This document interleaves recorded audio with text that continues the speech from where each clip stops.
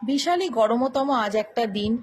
গরমের দুপুরের জন্য উপযুক্ত আরামদায়ক এই পান্তা ভাতটা আমি কাল রাতে করেই ফ্রিজের ঠান্ডা জল মিশিয়ে রেখে দিয়েছিলাম। এই যে আলুতে এখন সিটিও পড়ে গেছে, এর মজাই আলাদা। আর তার সাথে যদি থাকে গরম গরম ভাজা, এই যে মাছ ভাজা, মানে মাছ ভাজবো আর কি, কাঁচা মাছ, মাছের ডিম, সব এগুলো ভাজা হবে। আর এই তেল লঙ্কা দিয়ে আলু মাখা।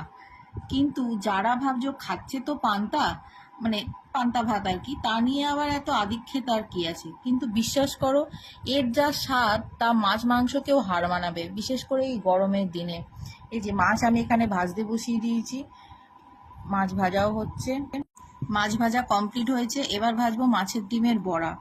এটার স্বাদও আলাদা। মাছ আর মাছের ডিমের ভাজা এখানে কমপ্লিট হয়ে গেছে। এবার একটু ডালের বড়াগুলো করে নেওয়া যাক। এই যে ডালের বড়াও আমি এখানে ভাজতে বসিয়ে দিয়েছি।